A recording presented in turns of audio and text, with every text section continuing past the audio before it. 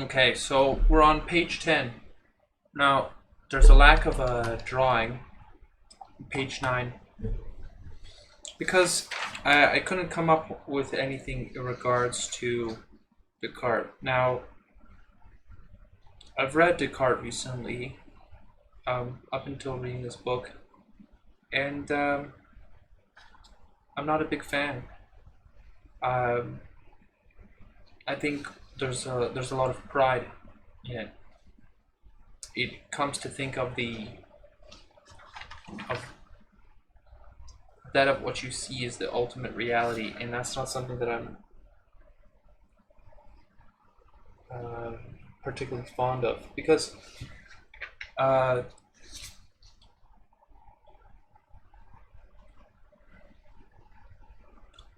I could just say that matter, matter, in some ways, just an illusion. It's it's before us, but it's not as real. And my argument is, it's because it's in a three-dimensional plane. Okay, it doesn't exist in the more sophisticated planes of reality, such as thoughts, which could be, um, the fifth dimension. And it doesn't, and Descartes doesn't consider things over a span of time, or not from what I remember. So I I didn't appreciate um, I didn't appreciate his philosophy. So we make mistakes only when we make a judgment about something that's not adequately perceived. Now that's not to say there isn't wisdom in his writing, right? So I'd like to add this to the intentional choice of sabotage for psychological reasons and to still a lack of perception inevitably, so the quote is sound. Error arises only when we make a judgment about something even though we do not perceive it properly. Yes, and that's right. Okay. Now, see, he's using words such as perception and judgment, but those exist in a more sophisticated realm than actual matter. So, I think he kind of breaks his own rules when it comes to uh, his philosophy, because it muddles through what I see before myself, and then of course I have this greater ability to conceive. Okay. Um, this will extend further than the intellect in the cause of errors, as we easily extend our will beyond the things that we perceive clearly. When we do this, it's not surprising if we happen to be mistaken.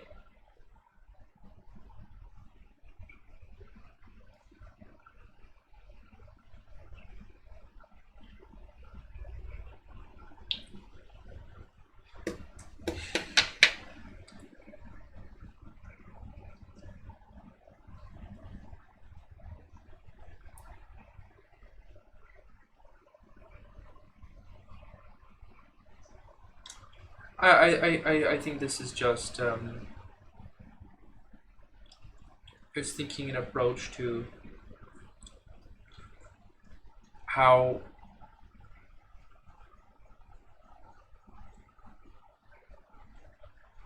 if we're determined to do something, our determination can actually be ill-conceived, and we can make mistakes. So sometimes the most logical thing is to do nothing, right? But we always have the will to have activity and action. Um, Charles Munger describes it as assiduity. Sit on your ass and you do nothing. And you let the market work for you. You wait and you sit and you wait for an opportunity, which is very good advice. You don't have to be active all the time. You just need to find You need to be aware and execute when you do see a good opportunity. And for my drawing, that's probably something that I'm going to do, is I'm probably going to make a table here of the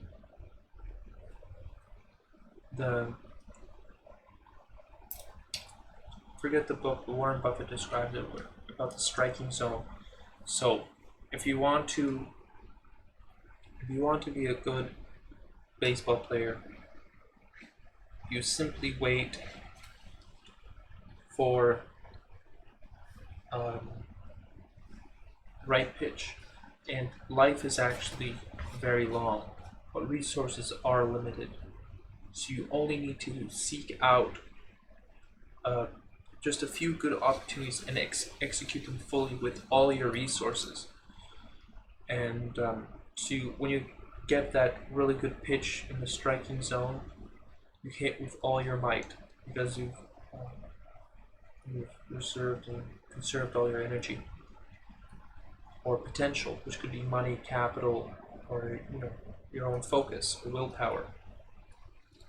And that ties back to the quote from Descartes. So I am most likely that that's probably going to be the diagram there will be the striking zone. And I'll probably enter a quote from Warren Buffett on this page about that because he was very he said this actually changed his thinking a lot. Okay, so striking zone. Now let's go to page 11 again. I have a drawing here. Now, principal cause of error results from the prejudices of childhood. Absolutely. Your previous knowledge as a child, okay, really impacts your ability to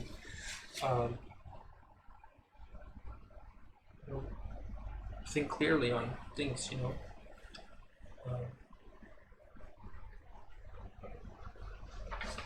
I mean, the prejudices that I have of,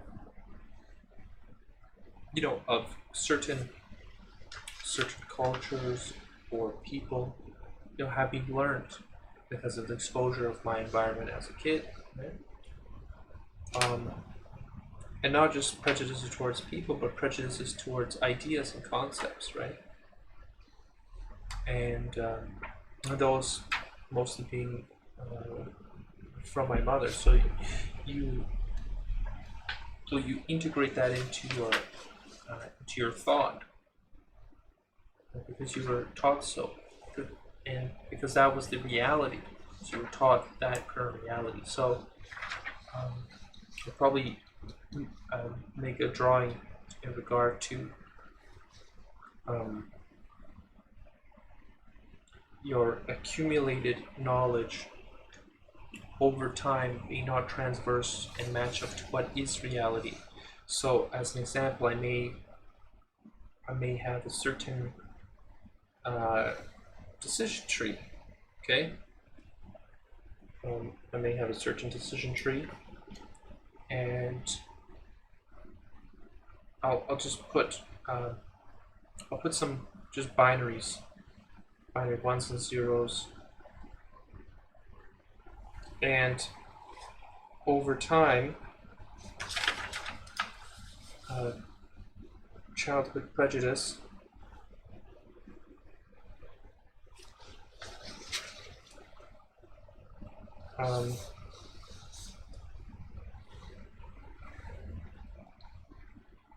and I'll just put some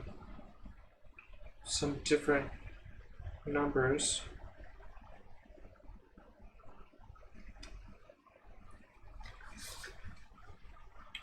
Reality in the future. I mean, being to China, it's not that it was a prejudice that I had, but um, it's my own ignorance. I didn't realize what amazing culture China had until I actually, visited there. And so I had these preconceived notions. I mean, we've heard this before. So, okay, so I've made a drawing for that. Now, the second cause of error is that we cannot forget these prejudices. Okay, so reality in the future, um, we don't have the ability to modulate this thought array. Okay,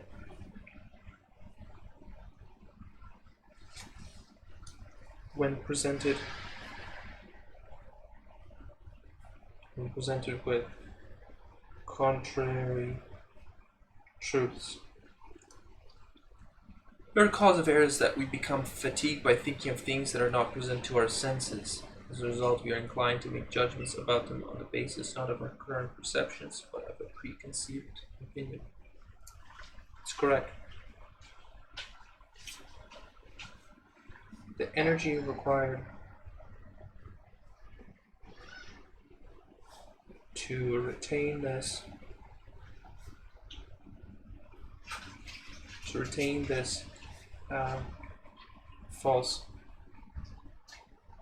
false paradigm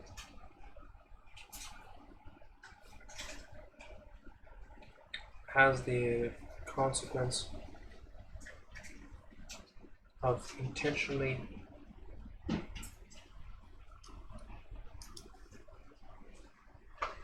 keeping it in our psyche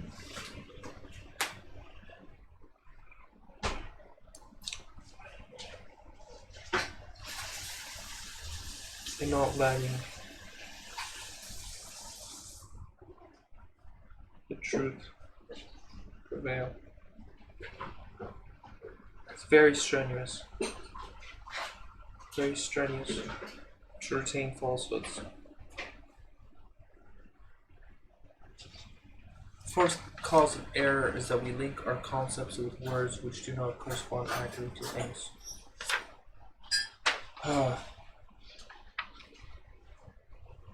Yeah, pretty true. I would actually say, um, I just finished reading Aristotle and his Ethics, and I was reading about parenthood towards the end of the book, and we could say that if we don't teach in the book it said sons, so if we don't teach our children politics properly, and if they don't have, if they're not matching the golden mean, if they're not of good nature, then they'll become sophists and they'll deal in rhetoric. So you can just call them modern day lawyers. Now,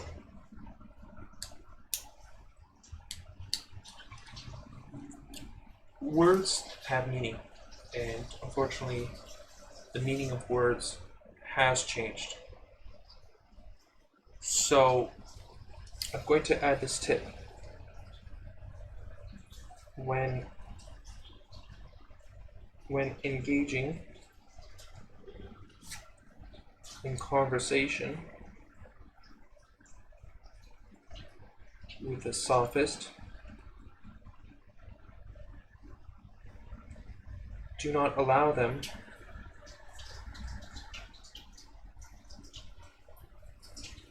during the exchange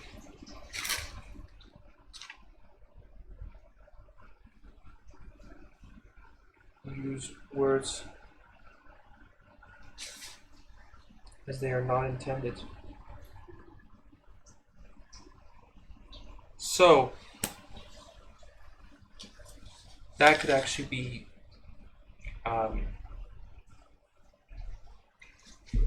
I'm adding sophists. Sophists.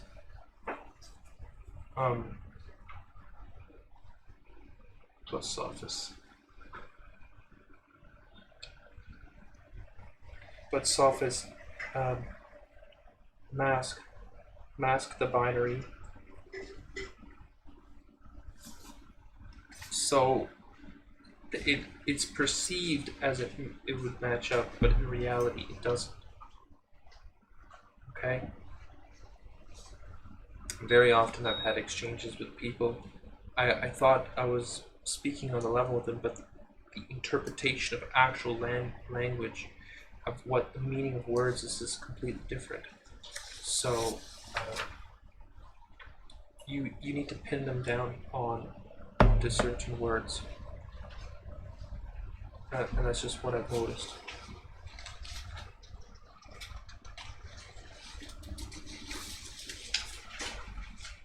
Okay.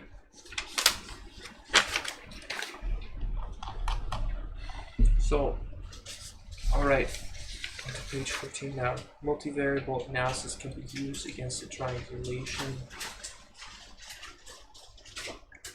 Hold on. I need to stop this video. I'll start it again.